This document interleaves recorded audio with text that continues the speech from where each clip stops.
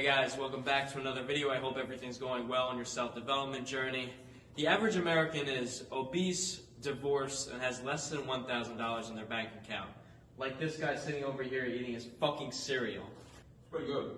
One of the biggest issues that you'll run into in your life is procrastination. And the issue with this, of course, is if you procrastinate for long enough, you get nowhere in life, right? You can think about this in terms of your schoolwork, your job, your business, whatever it is. You don't do the thing, you don't get the results, therefore you end up unfulfilled, miserable, list goes on and on. It's not positive, it's not good. So what we want to do is make sure that we set a goal for ourselves and we're actually consistent with things. And sometimes when we set a goal that's too big, now there is no actual goal that's too big.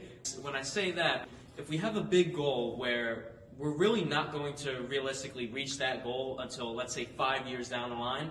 If you have 0 smaller goals along the way leading up to that 5-year point, you're most likely going to burn out pretty quickly and probably never reach that point of being successful or whatever the goal is that you set for yourself. Right? So it's super important for us to set the small wins along our journey, and that gives our brain an opportunity to feel good and successful about what we're doing along the way, because we are making progress. Now, you can make progress and not set goals for yourself along the way to that 5-year goal, but the problem is you'll most likely procrastinate and not be able to get it done because your brain isn't getting any satisfaction or feeling like you're doing enough. Right? Something that's easy to do is feel like you're not doing enough, right? Okay, well, I have this goal that's 5 years away. It's going to take work. Well, I don't want to work this hard every single day for 5 years, so you got to plan it out. Right? You have to figure out what your schedule can be, what works best for you, because I couldn't tell you what that is. Your life is different than mine. I can give you some general pointers, but your life is yours, and you know what is going to fit into your schedule the best. Maybe you work better in the mornings, maybe you work better in the evenings, maybe you work better at 3 a.m. I don't know, everybody's different, right? There's some really creative minds and creative potential that musters up at 3 a.m. sometimes. I'm sure you've experienced that. But the point is, if you can develop consistency for any area of your life, or the ultimate goal would be to apply it to all areas of your life, if you can do that, you're going to put yourself ahead of 99% of people, probably in the world, just by doing the consistent actions for not even 6 months. Probably within a month, you'll be farther along than most people will ever be in their entire lives. Now think back to all the times that you've procrastinated in your life and when you still do it now, and how much it really serves you, right? It doesn't serve you. You waste time, and then it delays the goal being reached and the work getting done. It just makes everything worse, right? If we can set our mind straight and, we think about doing this now. Hey, I need to get this work done. Just get it done. Think about how much it's hurting you. For example, let's say your friend calls you in an hour and says, hey, do you want to hang out? And you say, no, I can't because I have to get this work done. Whereas if you stop scrolling on your phone and you were just in the present moment doing the work you have to get done, in an hour from now you may be done and your friend calls you up, hey, you want to go out to eat? Sure, I finished my work, I'm all good, I have free time, right? And so think about how much time that we waste procrastinating, right? Sometimes this could be your entire day. Sure, there's been moments in my life, and I'm sure there's been in yours too, where you notice yourself scrolling on social media for 30 minutes, somewhere between 15 minutes and 3 hours, right? And the time is lost, you never get it back, and you usually don't gain that much wisdom and knowledge from scrolling for 3 hours straight. There may be some golden nuggets in there, but most of the time you'll forget everything that you just scrolled watching, right? And so there's no purpose to it. And I'm not saying it's completely a bad thing. You can use scrolling for, let's say, 5-10 minutes to unravel your mind and just relax a little bit. I get it.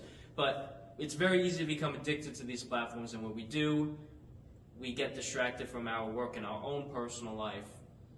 And that's where things get difficult, they get tricky.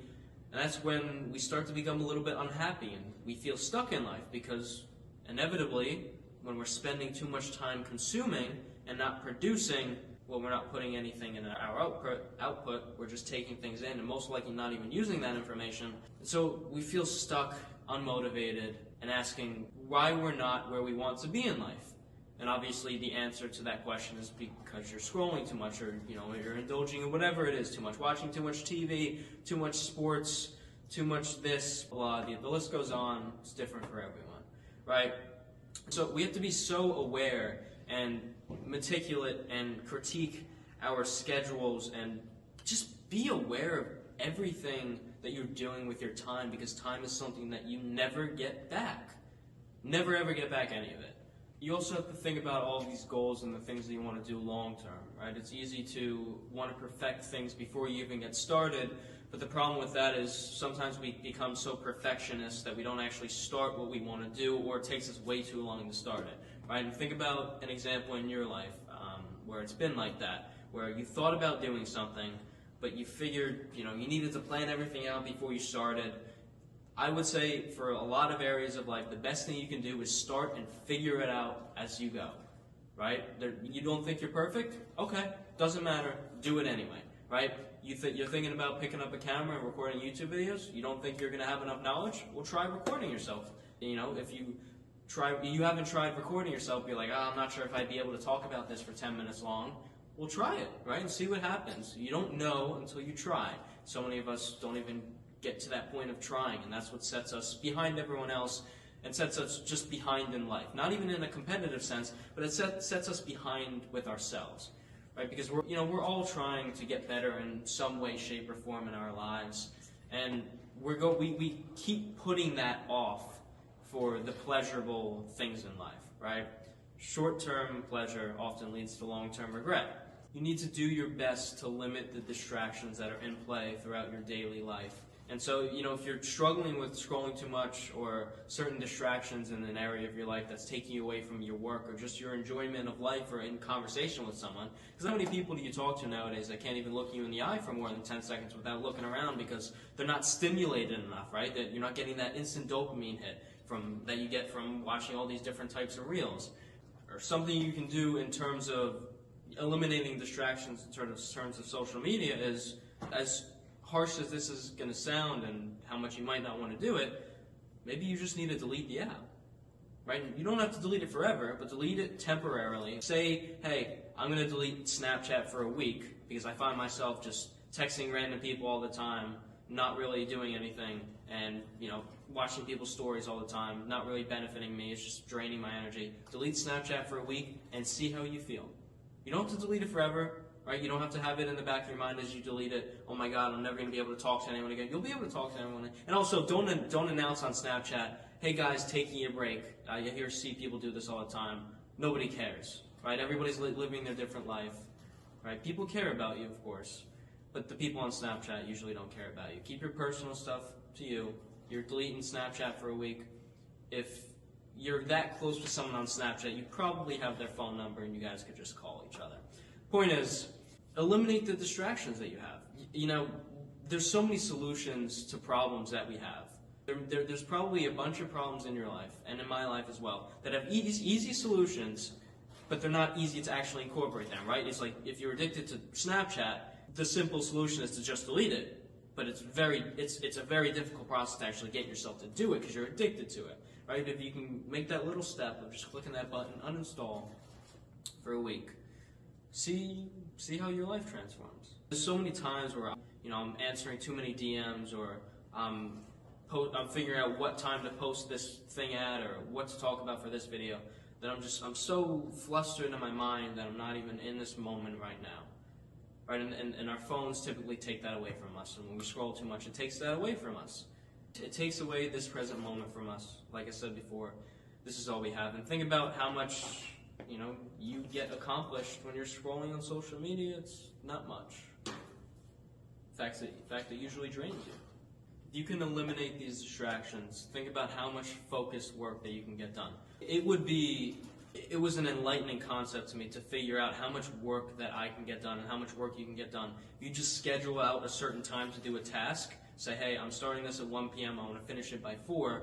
If you just schedule that out, throw your phone in the other room, and eliminate all of the distractions, just lock yourself in your room or whatever space you're using, you'll be astonished as to how much progress you make. Because it's so much of the time, I'll be working and I'll have my phone next to me, and I'll be checking it every 15 minutes, and I get locked into that for another 5 minutes, and it's like, oh wait, I should be doing my work, put it away, and then I get back to it, right? And so if you eliminate the distractions, you'll get so much work done, and then if you really wanted to, right, obviously none of us really think that scrolling for 3 hours straight is productive. But if you really wanted to, if you can set that focus work up, get that done, be consistent. After the fact, you finish your work at 4 p.m., and you don't have anything else to do for the rest of the day, you could scroll for the rest of the day, right? But point is, scheduling out this focus work will give you more free time for yourself, your hobbies, your relationships, your passions, the gym, everything in life that you truly enjoy doing.